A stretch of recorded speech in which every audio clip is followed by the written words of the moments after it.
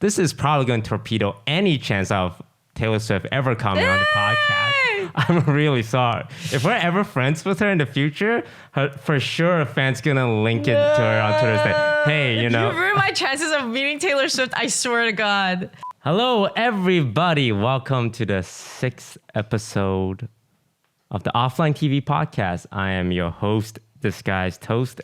And I keep saying that I'm the host. I'm not sure if that's the case. Maybe one day someone else will be the host. But for now, I'm the host, and it rhymes with toast. Okay, Yvonne, welcome. The very lovely Yvonne, house manager of Offline TV, content creator, vlogger extraordinaire. How are you? Okay. I'm good. Thank you.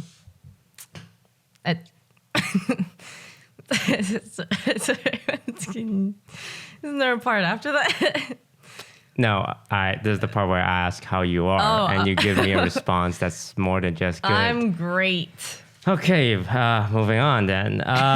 Today's podcast, first ever sponsor for our podcast. Let's go. Today's podcast is sponsored by Notion. Woo! Thank you, Notion, for being our first podcast sponsor. This is how you know we made it to the big times. Is when we have a podcast sponsor. It never happened before, so thank you very much.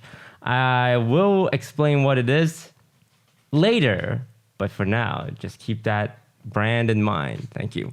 So Yvonne, let's talk about you because you're a streamer, you're a vlogger, but your journey to becoming this is a little different from everyone else's, right?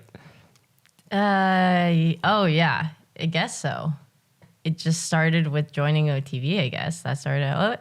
Let's go even further behind that. Okay. Yeah. When did you first learn about, you got in through League of Legends, right? How did that start?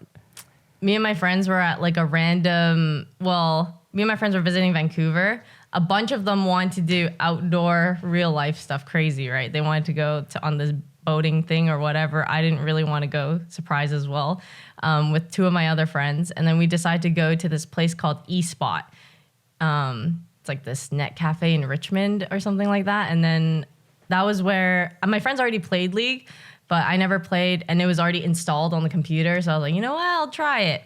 And I remember it was a bot game. I was Annie and I fed my ass off to the Cho'Gath bot, and he just like annihilated my entire team.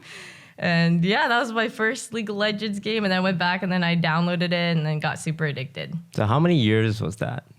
That was season 2. Season 2. League of Legends been around 11 years now? 12 or 13, isn't 12, it? oh, wow. So that's like 10 years ago. Yeah, it's a decade ago. 10 years ago, that's 2010. It sounds crazy because when you hear 2010, you're like, oh, that's not that far ago. Yeah, 2010, yeah, that was just a couple of years ago. And then you realize that was more than a decade ago. Yeah. So you started playing around 19 years old then, 10 years ago, trying out League of Legends. You got into it, started playing at home. Did you play with your friends? Yeah, I played with my friends. We had like LAN parties at my house all the time. Everyone would bring over the laptops and just at my dining room table, we just played all night. And then we just eat food and do whatever. But they were like my badminton group. So I played badminton for like 7 years, I think. And then, so we just had a group of friends that did stuff together. And in League of Legends, there's 5 roles. And one role is called the support, where you support the rest of the 4 players. Is that the role you played? My first early champions were like Caitlyn and MF, I think. And then afterwards, I didn't know the game that well. I think my friends were trying to be like, hey, like learn the last hit and stuff like that. And then I was like, I only played like MapleStory and Neopets prior to this, or like Gunbound. So I was really bad. And then so I started learning Sona, and they're like, okay, cool. Like you could be somewhat useful as Sona. I'm like, okay, cool. I'll play support. And I play support to like learn the game. And then when I got to learn the game better, it's just like from then on, you kind of decide like what you want to play. So they forced you to play support essentially. Well, I felt bad. I was more like, I don't want to drag you guys down. Like I think support is like less impactful. Sorry to support means out there. But like that at the time, that was old League, and I was like, so I just mashed my fingers into the keyboard and I could play sick. Please don't hit the table when it shakes the mic. Oh.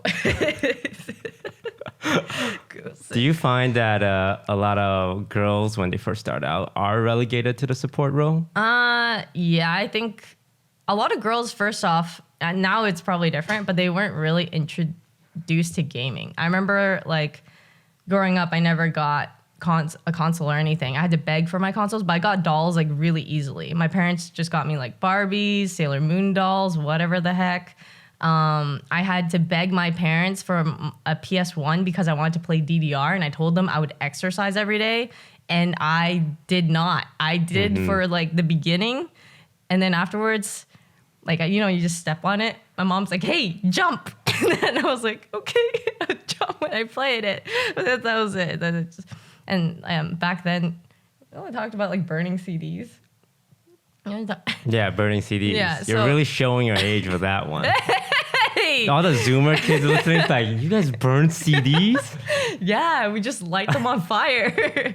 No, but so my parents were also really cheap, and they didn't want to buy me any games. So then, like, our family friend had all the games because his parents bought it for them. So he would burn me like Rampage, Dragon Ball Z, and stuff for me to use on my PS1. So that's how I got some of my games. But see, you're not really given games. I feel me or my cousins who are girls as well, like, didn't really get games. So now I feel like it's going to be different. There's going to be girls growing up cracked at games because they've been like playing it since they're little. But yeah, so I think that's kind of where kind of like you might be years behind. But and also support is kind of like a nurturing role at times, which is kind of what? No, go ahead. Support's a nurturing role, which is kind of. Oh, it's just like something that I feel like some girls just naturally have. You know, you just want to like nurture and support and like have other people shine, and you know. Yes, it's okay for you. If I said that, I'd be in trouble, but it's okay for you to say it. So you playing League. What happened? You know, how did you get to this point? Who did you meet someone? Did you like start getting like cued into certain people? What was the next step there?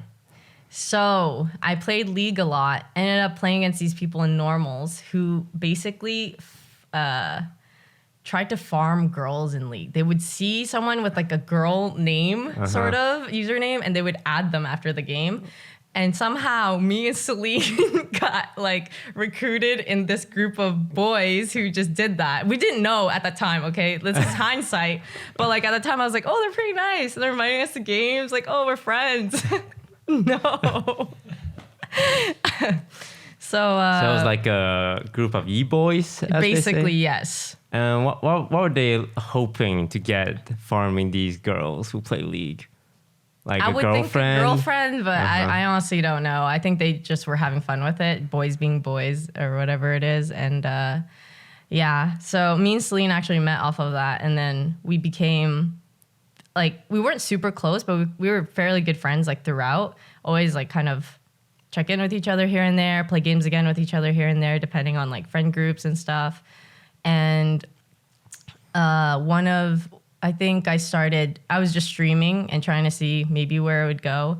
And I was still spamming League, playing games, doing whatever. And then Celine was like, so Yvonne, like Pokey's looking for an assistant if you want to maybe see if it could go anywhere and stuff like that. And then so I talked to Yvonne, started working with her for a while, actually. I want to say maybe it was like a year and a half or so, and joined OTV probably like 6 months after I started working with her to house manage and everything. And yeah, I guess the timeline from there is, oh my God, it feels like we're gonna have to go all the way back, but I feel like that's the starting of where like people probably started to see me around more and stuff. Got it. And when did you start working for Pokey? How many years ago was that? 5, 6? That was sometime in 2017. I started working for her, and then I want to say maybe around 2019 I stopped. So it was probably like a year and a half, like somewhere around that time. Well, you're aware of what OTV was when you started working with her? Sort of, but not really. So I knew her because I was working with her, obviously. Right. I knew you through Hearthstone, but not that much. I didn't watch your stuff really. Wait, so you've heard of me first through Hearthstone, not through like OTV? Yeah, not through OTV. I didn't really know, I think, what OTV was. So what did you hear when you heard the name Disguised Toast? Like, where did you even hear that? I don't even remember, I'll be honest. You just, okay. I watched one I watched one YouTube video that I thought was hilarious. It was you and Lily playing Hearthstone together. Mm-hmm. And I remember this one specific part always. I think I told you this before, but it was like when you told her to hit face with something and then she accidentally hit her face with like ice bolt or something like that. And you're like, sorry, I should have clarified. I meant their face. And then, yeah, so I really like that video. But that was it. And then I saw like Lily's stuff sprinkled throughout like the years from League things or maybe her YouTube videos here and there, like her little comics, animation drawings. Mm-hmm. Skara is Skara. And I think that was about it, right? Yeah. Who joined first, Toast or Yvonne? Who joined first? Toast. Yeah. You should know that, Brodin. I did not know that. Wait, so you didn't know? How much did Brodin know about OTV before he joined? How about that Yeah, one? Brodin. When did we first meet? The time that I remember most is that like BlizzCon thing. The very first... I feel like we probably met it before that though. Yeah, because I remember Travis came over to the first... Were you there when he came over and interviewed us at our house? For the Christmas thing? Yeah. Oh, okay. We probably met there, but I didn't... Maybe we met there, yeah. I didn't like acknowledge you because you were just the help. But yeah, I met Brodin at BlizzCon.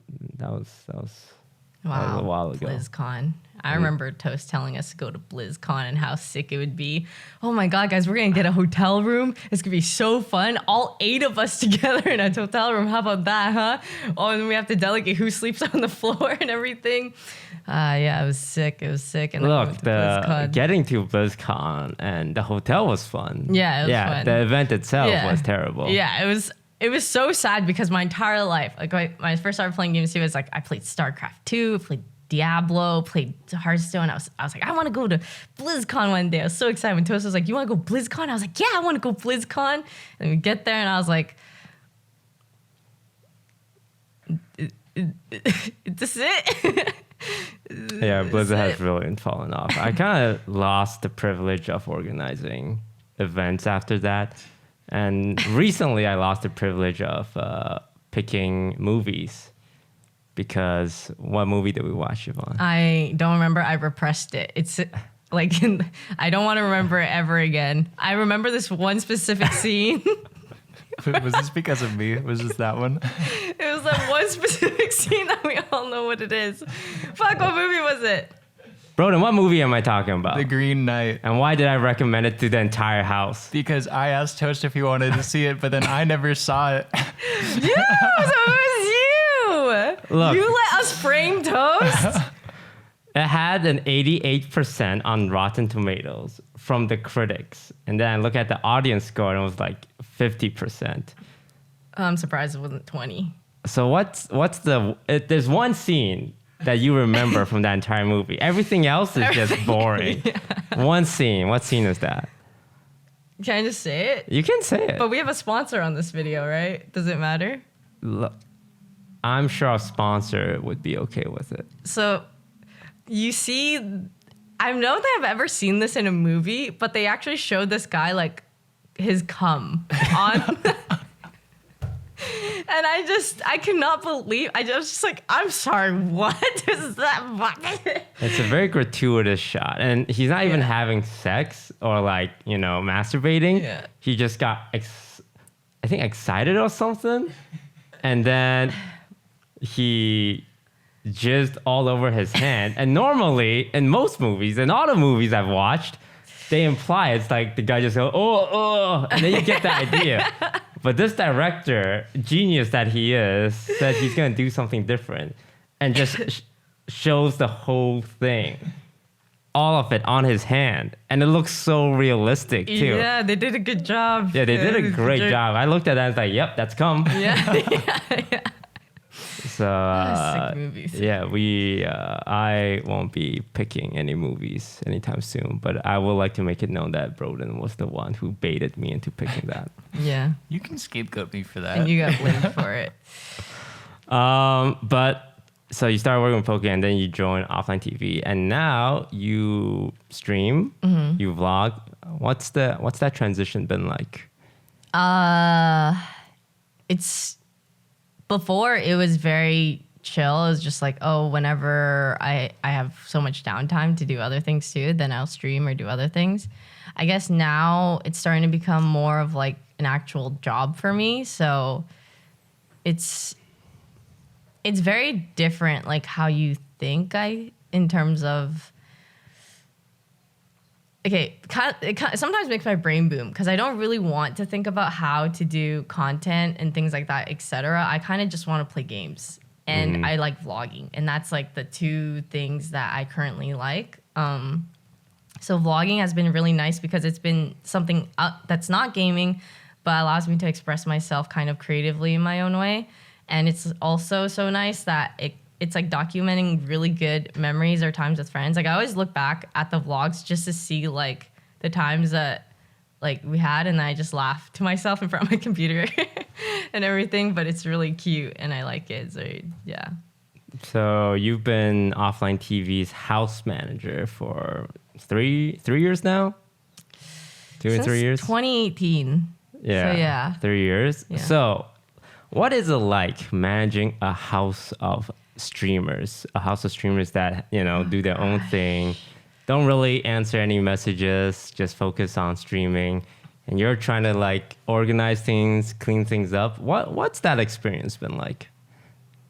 It's like chasing people every day. That's I don't know how else to kind of describe it, except I tried to put things on 3 different platforms. So I used to have a whiteboard where I would write stuff on too. And then we have our Google Calendar, and then we have Discord.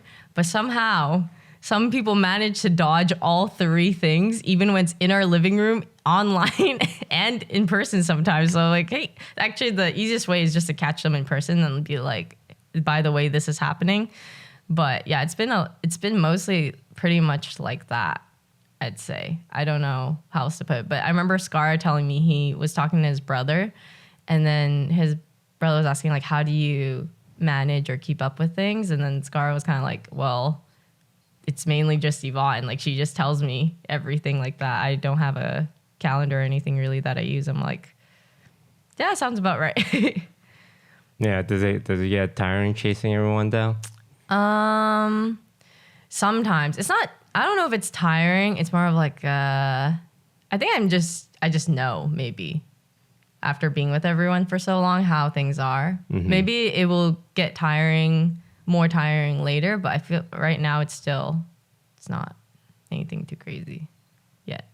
All right. Well, about future aspirations. So right now you're vlogging. Your vlogs do really well. Everyone loves watching your vlogs. Is that something you want to lean more into? I don't know about leaning more into. I feel like it's just something that I actually didn't think about what I want to do with my vlogs except for make them comfy or how to make them comfier. That's what I've been thinking about lately. And what have you come up with? How do you make your vlogs comfier, Yvonne? I don't know. I watch like old YouTubers that I used to watch back then, how they vlog and stuff. But theirs is on the whole other spectrum of calm, comfortable, like cozy. They have shots of them just vacuuming, and that's their shot. They're vacuuming, they're washing dishes, they're doing complete daily living, whatever stuff. And I'm out here like kind of a bit more chaotic, but at times I also do like the simple, just sitting and chatting or just having like a very short bit where it just feels more chill. So I kind of been thinking about doing stuff like that, adding stuff like that more lately. But speaking of old YouTubers, I think out of everyone in the house, you probably watch the most of the old YouTubers. Yeah. I know this because when we first got linked with Mr. Ryan Higa, YouTube legend extraordinaire, you were a huge fan and you were fangirling. I hate you. You were fangirling. Stop! I was not. And kind of embarrassing. You're embarrassing me right now. I did not make you fangirl over Ryan Higa. I was not fangirling. I was just saying, oh my God, it's Ryan Scar. You have to play Valorant with him. That's all I said. That's really And maybe if there's room, you can invite me. You know the phrase "act like you belong"? You were not acting like you belong. You acted like someone who didn't belong with the elites of Ryan Higa. Yeah, but now it's like, it's Ryan, you can't see them the same way. I mean, not like that, but it's just like. Yeah, when you first like interacted with him, were you like, oh wow, this is Ryan Higa. Like, this is really cool. I thought it was cool and everything, but it's kind of weird. I can't really put people on that high of a pedestal anymore, just because knowing how people can be different or behind the scenes, like not really what they come forth, is something that even if I were to meet Taylor Swift, I think I'd be really freaking excited, but I wouldn't expect her to be this perfect human being. So my expectations of people have definitely gone down, even if I like their craft. How many guys have Taylor Swift dated? You're a huge Swiftie, right? I don't know. I don't want to count. I had this discussion with a friend the other day, and we were going through. It was because it was a new Marvel movie, The Eternals, and Harry Styles. Is it Harry Styles? He's in it. He's in Eternals. Harry Styles? Pull it up, Brodin. Marvel Eternals, Harry Styles. I'm pretty sure he's in it. Oh. Yeah. He has a cameo. He has a cameo. And this came up because people were tweeting about how Taylor Swift can't really watch Marvel movies. Yeah. Because it has Harry Styles, which she dated.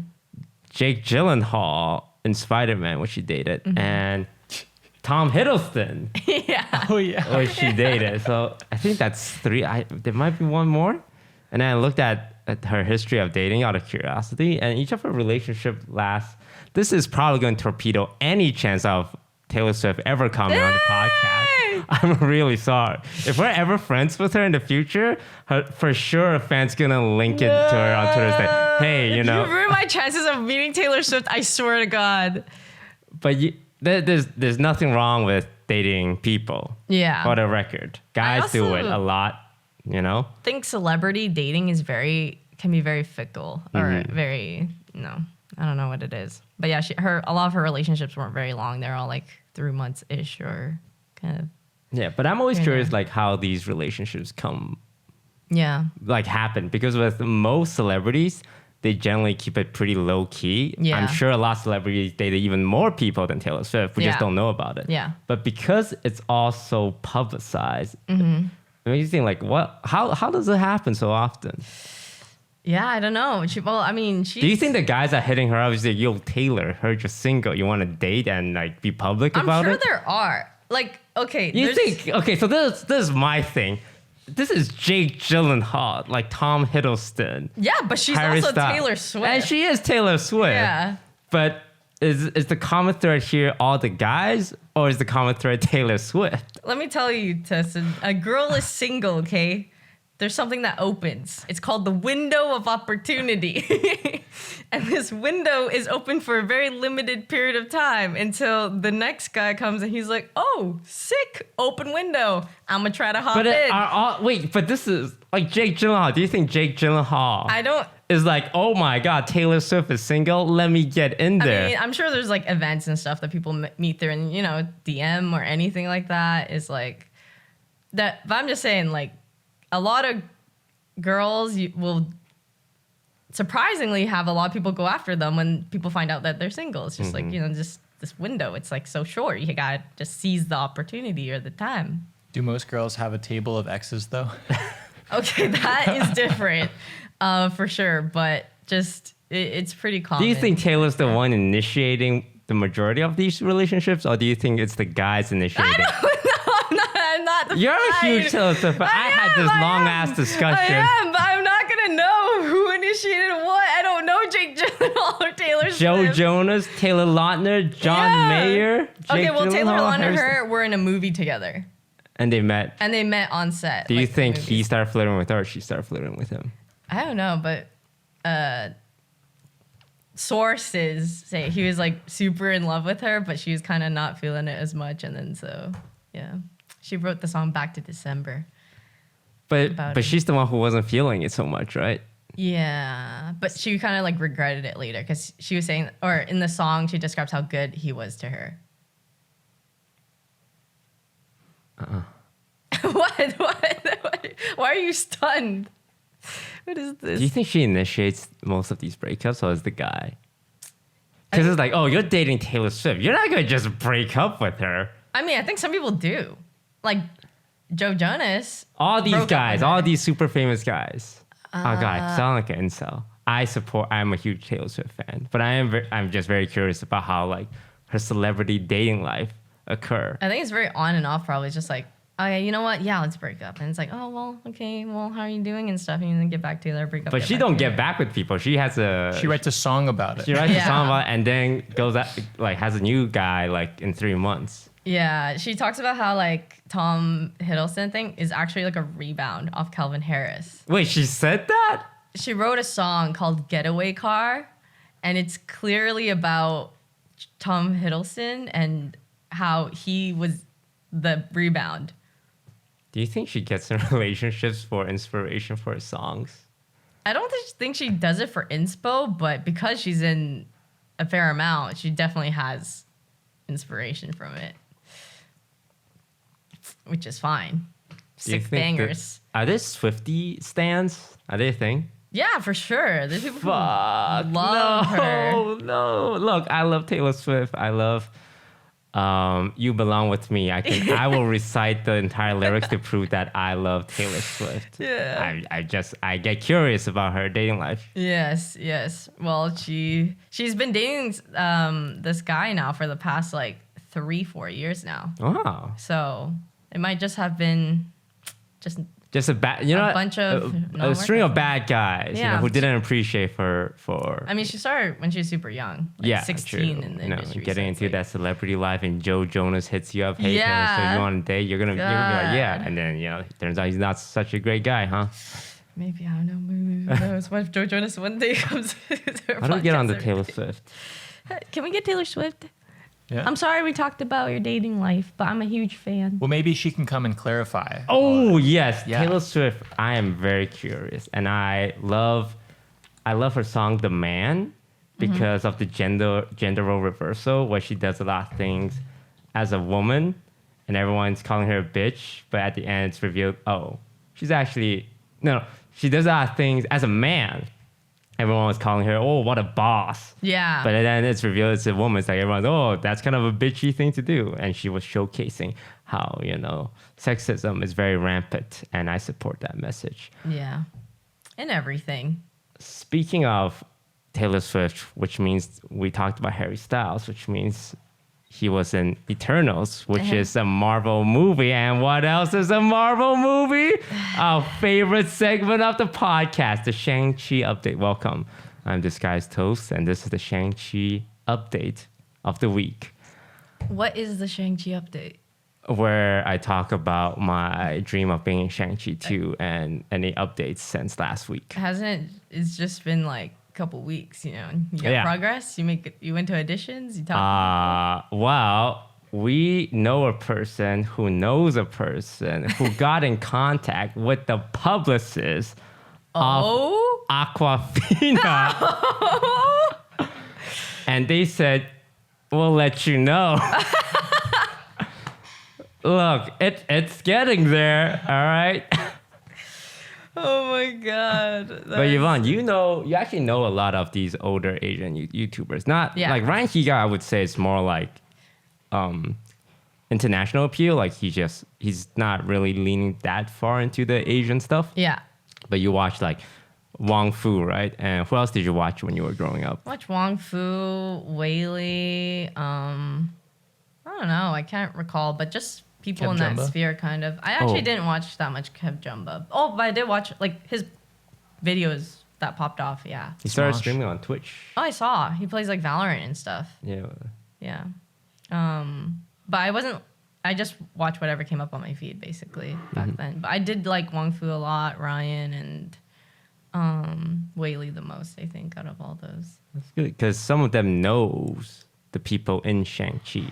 And you're the person in the house that's always trying to get us to go and meet new people. Yes, I would love to meet new people. I feel like we're so in our bubble sometimes, and sometimes it's just nice to just, meet people from YouTube or just something different to kind of inspire things. Mm-hmm.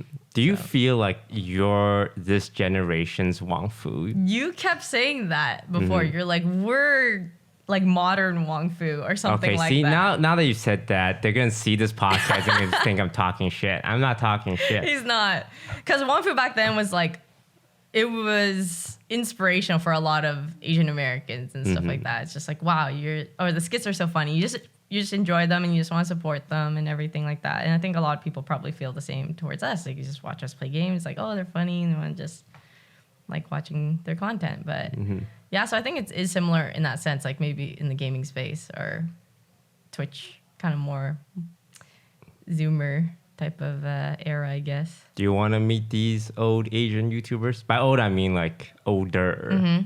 Do you have any, because you're always talking about like, let's go, to their bubble tea store or like I did go. It was great. Did you meet anyone from that YouTube channel? No. They just owned the store. Yeah. Like, I just went to the cafe. We were just in 626 area for that day, and I was like, I want to try out their food because I see that it's just on social media and stuff. So then it's really good. Their popcorn chicken, super good. Have you met anyone from Wong Fu yet? No, not from Wong Fu specifically. Oh, but I have met one of their employees. Yeah. That's not the same thing. Oh, well, she's like in their content and stuff sometimes. So. Do you think they know who we are? I have no idea.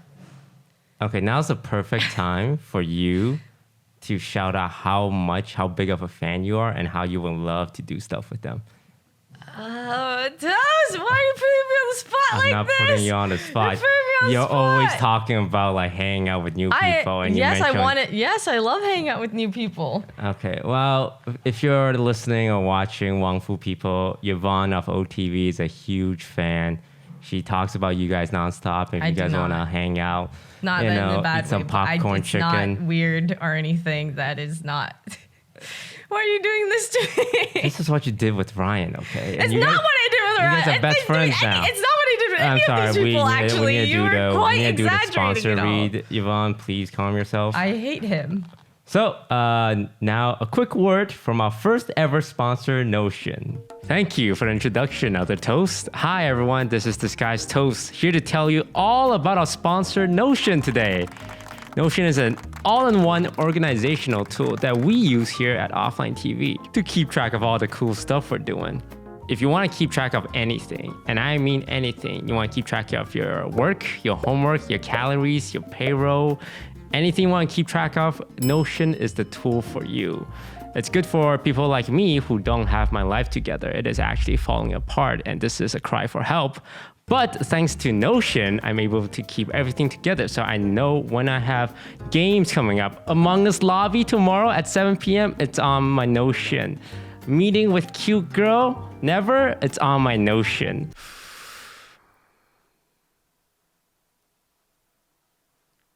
So if you want to keep your life together and keep track of everything going on, then download Notion today. Welcome back. I hope you enjoyed that little ad read and show them support for, taking a chance on a small fledgling podcast like ours. Any support we can get, we really appreciate. So thank you, Notion. So hang on. On the channel line goes on. We're talking about that. Who's editing? Max editing? Max cut all that out. Apparently people don't like it when I hard transition, so I need to do a soft transition now. What the hell is that? We should put that in. And then this is the soft transition, because you're letting people know you're transitioning. No, the thing with podcast listening, you can leave this part in. People don't like it when it feels like the person leading the pack doesn't know what they're doing. So I don't know what I'm doing, but I can't let them know I don't know what I'm doing. So I'm kind of just winging it. Yeah. But if I clearly say, oh, I don't know what I'm doing, they're going to be like, oh, he doesn't know what he's doing. I'm going to start questioning his competency. It's like if you're in a plane, a pilot's like, I guess we might be landing soon. Yeah. But this is a podcast. It's the same thing. Different. We are on a plane of entertainment. Okay. And the audience are all passengers. And I'm the pilot and you're my co-pilot. I'd be the worst pilot ever. Well, that's bad because your pilot is incompetent and he's just winging it. And he needs his co-pilot. Yeah, and I'm just right there winging it with you. Just like the random, where are these thoughts coming from? Yeah, that's going to be this. Sorry, I'm not making it easier, huh? See, this is what I mean. We're not going to be able to steer the plane. Actually, well, he can, but... All right, speaking of steering, one thing we have in common is that neither of us drive. That is... True? I've never seen you driven once in my entire life. I drove when I first moved down here. And then I realized it was impossible because LA traffic and everything, driving sucks. What did you drive? I drove Sean's like old Passat that had peeling paint on the top of the car. It was sick. Yeah, but that was I drove that for maybe like 2 months and then I gave up. And also, I don't know who wrote Toast and Yvonne both don't drive. I do drive. I have my license. I've been driving since I was 18. Can you say you drive when you haven't driven in the last 6 years? Well, I drove a car the other day. Where? Wait, do you have a valid license? I do. I have a California license. I passed the test. When did you get it? Like a year or two ago. It's like a full driver's license? Do you want to see it? Do you want to see it? I believe you. I have it.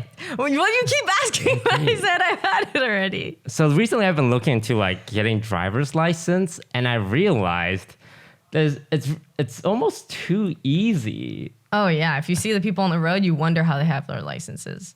Like what I hear is that what people would do to pass their driver's license is they would take an Uber to like a very small town that has zero traffic, do the driving test there, pass, and then now they have the right to drive this 1-ton vehicle on the road. Yeah. Just know, when I took my license, it was in the heart of LA. Not a small town. Right there where tons of traffic was. Actual skill. Okay. Thank you. Okay. So it amazes me that anyone could just essentially cheat the system. Yeah. And be like, well, here you go. Here's your man killer. They could also just take the test multiple times, fail every time, and just be like, okay, well, I passed like the third or fourth time. Yeah. Because it's the same. They just need to learn the route. And if they fail at something, then they change it for the next time, and that's it. That's scary because I don't drive because I fear like I don't think I'm competent enough to drive. No, trust me. If my mom can drive, you can drive. But that is very scary to know that there are people out there driving. Because when you look out, it's like the majority of the population drives. Yeah. And I would say I'm a pretty like competent person in most fields of my life. And even I don't feel confident enough to like operate a moving vehicle. It's like, because you ever had those intrusive thoughts? It's like, what if I just slam on the gas? I'm not gonna. Yeah. But like, what if I just slam on the gas? I could literally kill people. Yes, you could. Everyone has the machine that is capable of killing someone. Anyone could be like, 90-degree turn, 10 deaths. Yeah. No one would ever do it, but there's nothing keeping you from doing that. You could just do that, right? Okay, let's not give people the ideas here. It's like, yeah, I heard this guy talking on the podcast and he gave me some real good ideas. People are literally driving, listening to this right now. Don't do it, man. Don't. That's called an intrusive thought. Yes, Podcast listener driving their man killer cars right now. Just stay on the road. Just know there are tons of people who are way worse at driving than you will be out there. And also, it depends on where you drive. I think driving in LA gives me slight anxiety. I wasn't used to it because driving in Canada, there's way less people. Like California has the population of all of Canada. So when I'm on the freeway here, I get kind of scared because there's a lot of cars and you have to like change lanes. And the idea of like a highway is so scary because it's like everyone's driving at 80 miles per hour. You can't stop because the car behind you is driving 80 miles per hour. The car in front of you, you have to. On the highway. Oh, God. And the listener's like, oh, God, he's right. I do have to drive at this speed. Yeah. So LA, not fun at all. There's so many left turns or awkward turns. We have to wait for two sides of traffic to go through, and you're just like, it's impossible. But other places, a lot easier to drive.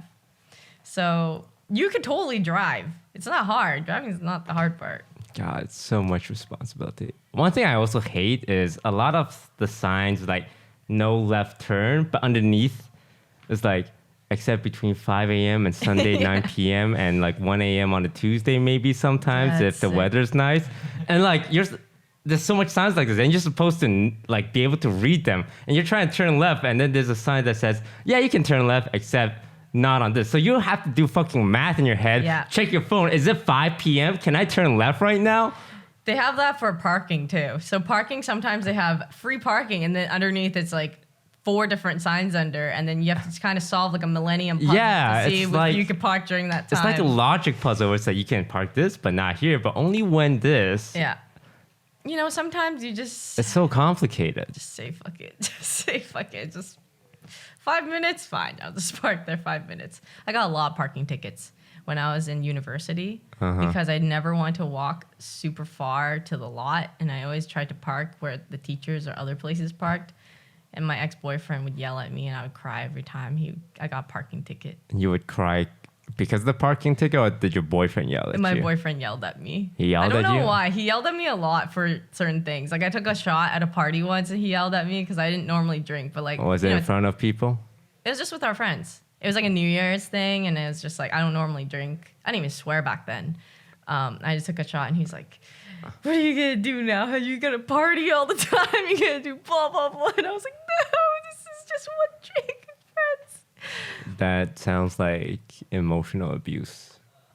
Now that I think back to it, maybe. I don't know what entirely specifies that, but he definitely got mad for getting a parking ticket and other random things, I guess. He's kind of like, why are you parking there when you know you shouldn't be, and like all this kind of stuff. And then it made me scared to do things, or like walking around eggshells, you know?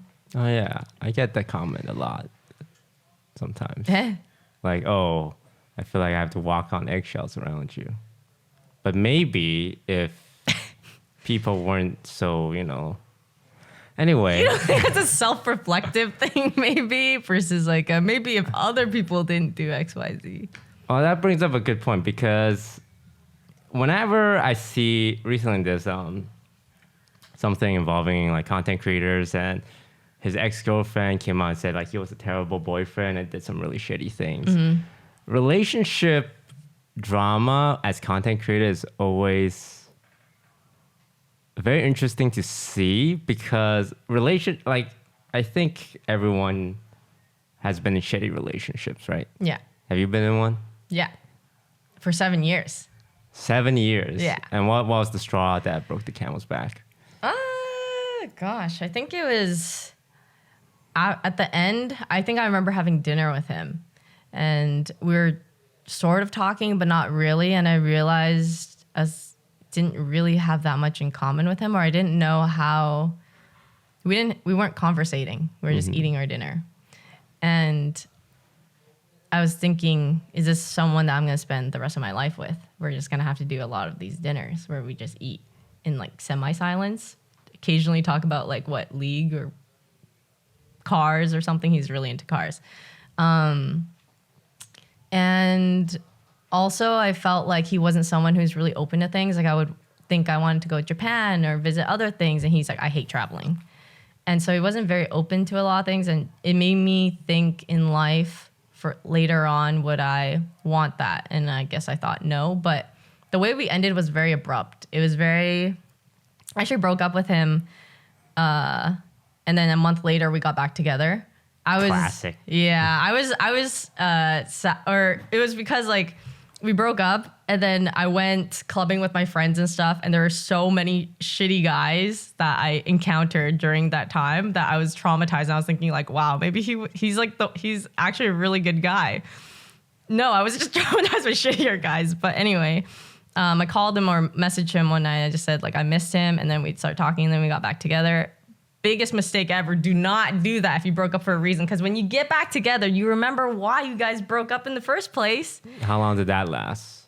Maybe like 1 or 2, maybe I want to say 1 to 3 months. I don't remember. It's all a blur back then because I was like probably 6-7 years ago. But yeah, the last straw was kind of, I don't even know if there was. It was kind of weird that we had nothing sparking it. I was just in the car. We were on our way to dinner, and I just said, I think like I want to break up. And then we got to the dinner place, and he parked his car, and he's like, okay, you want to go back then? I was like, yeah. We drove back to his house. Wow. And I drove home.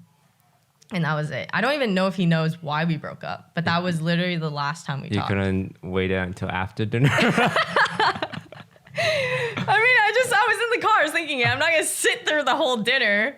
I mean, I don't know. You can't sit through. Maybe. This is pretty good pasta. And then after you get home, I don't know why I thought that. It was very random, but... How was the drive back? I think we were just in silence. Oh, wow. I can't remember, but honestly, it was okay. I think I liked him for so long, and I did so many things revolving around him. I went to every hockey game that he played at. I picked him up all the time. I tried to hang out with him all the time. And when I kind of got into league, actually, and other things, I kind of stopped doing that. And I was like, I kind of like doing my own thing. Because before, I felt like I was always the one who was like, hey, let's hang out. Let's do something. It always felt like I was the one who was wanting to do those things. So then finally, it felt like I didn't have to bother him all the time. I had my own thing going on. And then he was like, well, I missed when you used to come to my hockey games. You don't come anymore. You used to hang out with my family all the time and everything like that. I was so close to his family. I hung out with them even when he wasn't there. And so I stopped doing a lot of those things because I started doing my own stuff, and I was fine with that. And then I guess I realized I kind of fell out of it because I wanted him for so long, but it didn't feel like he wanted me back the same way. And so maybe that's how it kind of fell out. Wow. It's really sad. Yeah, but honestly, it's for the better because we were not compatible. It was our first relationship, both of our first relationships, and when we were high school sweethearts and everything. So we really wanted to make it work. And I think you just don't know how to break up, or you just stay in a relationship for so long because it's your first and you want to work so badly. But yeah, it just, we definitely, after I think our 4th or 5th year, we should have just broken up, but it got 7 years. 7 years. A long time to spend with someone. Yes, the prime years of my life that I just wasted away. God damn it. I wish we just cut it at 4 or 5. It would have been better. Perfect. Just do that. I hope he doesn't watch this podcast. I remember for a period of time, I was kind of bitter. And I was like, you know what? I hope I show up on your YouTube recommended, because he blocked me on things. And I was like, yeah. Well, I hope he plays League or like other things. I mean, he definitely knows what you're doing now. You want to give him a shout out? He knows. No. You want to flex on him a little bit now? No, but I think he's in a better place now. He probably is nicer, hopefully, and probably understands what he did wrong. Yeah, maybe. But it was a thought that came up, and I was talking about it with Lily and Michael in the car, where as content, especially streamers / YouTubers, where so much of your character and personality is what the people watch for, that your behavior in your very private relationship is like essentially a fair target for people to go after. Yeah. Like if you're a shitty boyfriend or if you're a shitty girlfriend and people found out about it, like that is reason enough for people to like really go after you.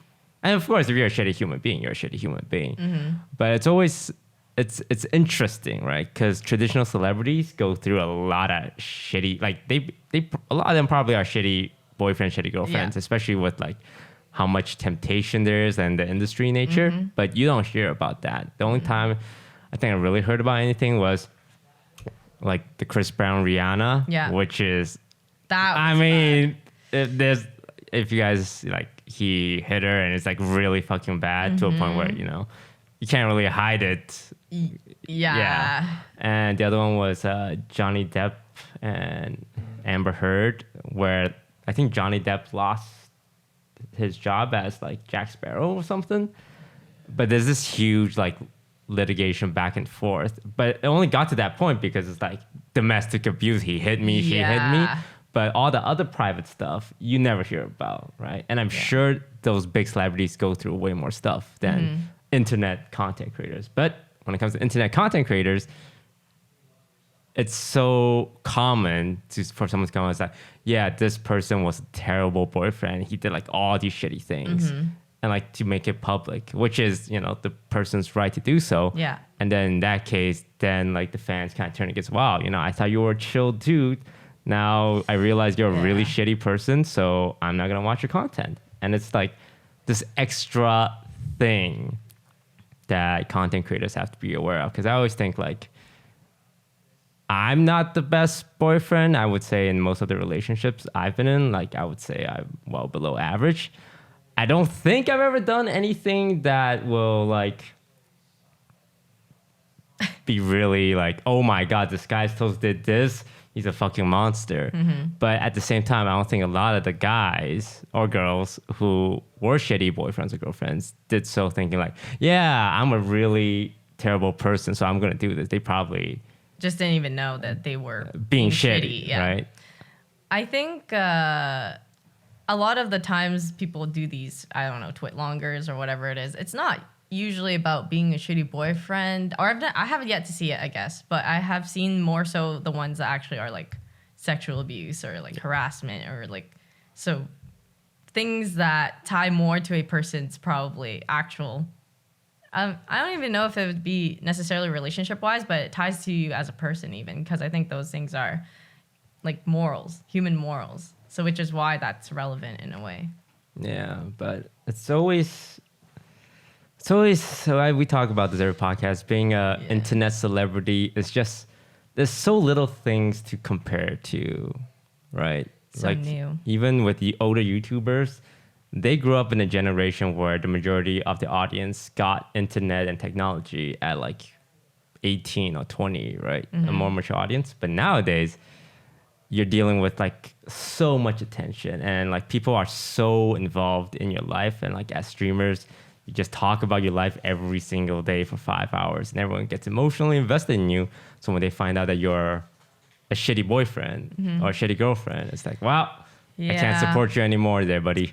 I mean, that's fair. If that's fair. They just have, if they can relate to, and they're just like, well, this is kind of what I went through. I can't really support someone who treated their SO like that, then, you know, that's fair. It's just, I realize how hard it is to be in a relationship while showing all of your everything online, or to kind of even, not necessarily hide it, but even to want to keep it private. That's also hard because they're going to be so involved in everything that you do and like gatherings or events or everything that, how can you avoid it? But yeah, it's rough. Yeah, that's the job. Yeah. All right, time for weekly viewer questions.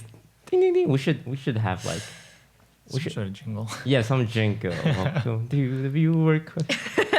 We can ask Lily about it. Okay. But before we do that, we need a jingle for the Shang-Chi section. There's 2 sections to the podcast: viewer questions and Shang-Chi, and we need to get a jingle for both. Yeah. We also have, I haven't showed you yet, but I think I showed Lily and someone else, but we have a jingle from a like known artist that made something for us. Okay. I'll show it to you. Ooh, is it going to be used like for the podcast? Yeah, like intro. Oh, damn. All right, question. And remember, these are pulled from our subreddit r/OfflineTV.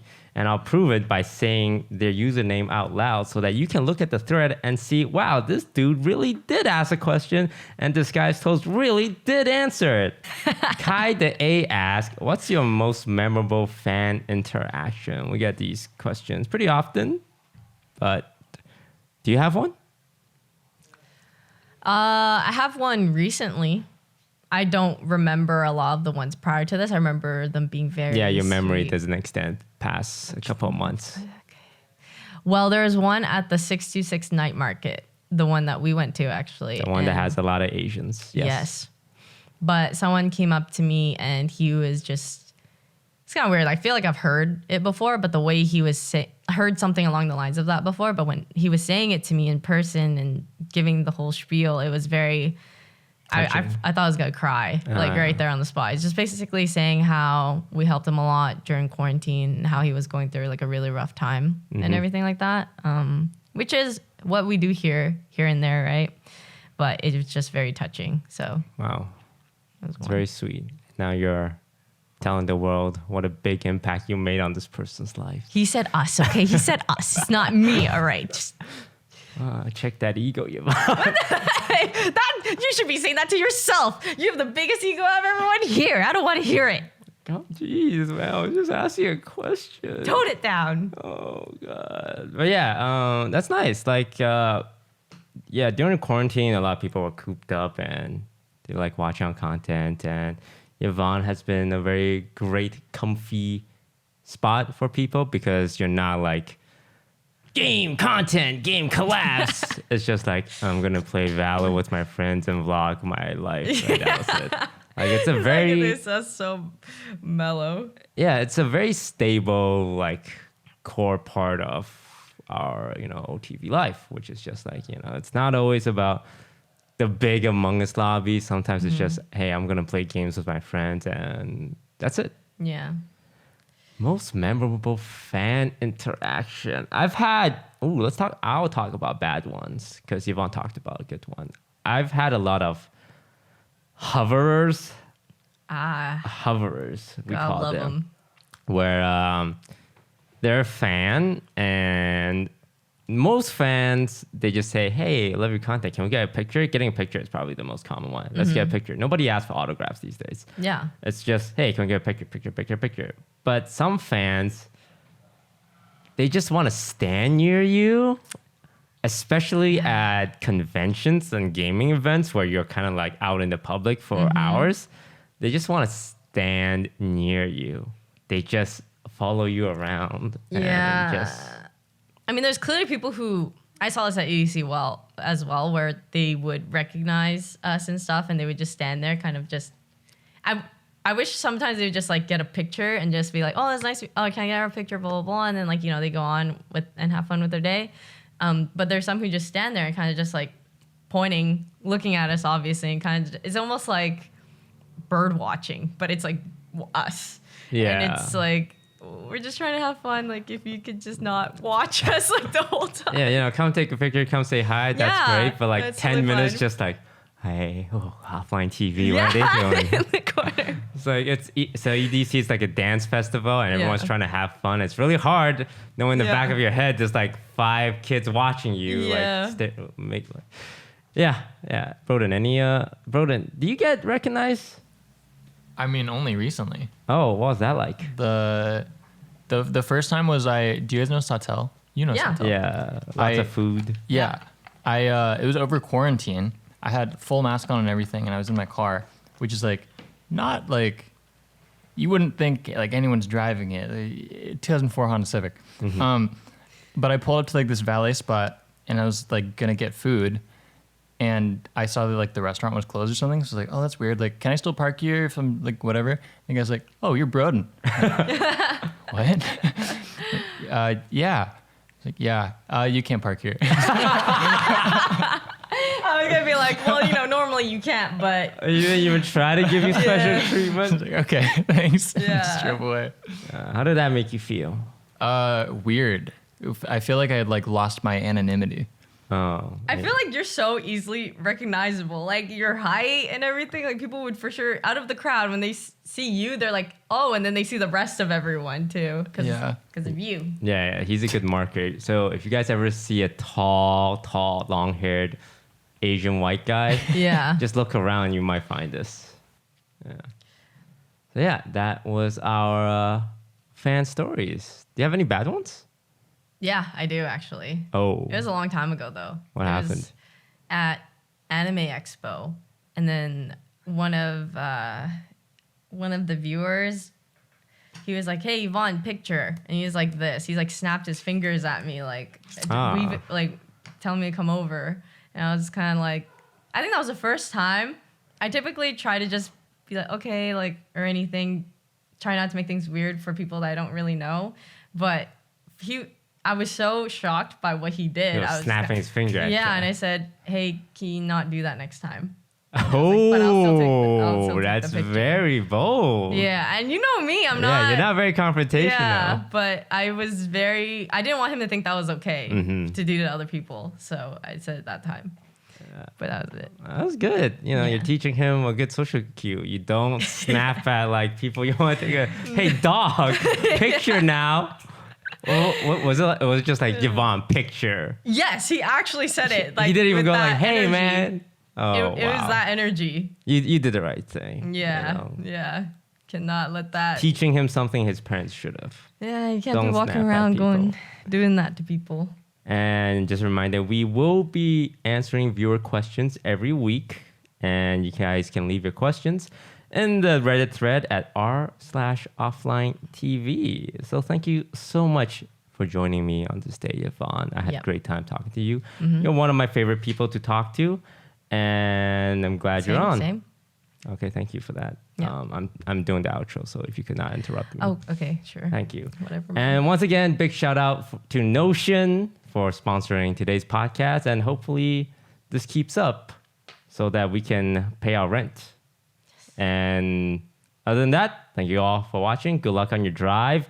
All that stuff I said about driving and intrusive thoughts, please don't act on those. Those are just things you randomly think about. And I take no responsibility for anything that might happen. And I'll see you guys all next week. Bye-bye. We should not check the news that day that the podcast releases.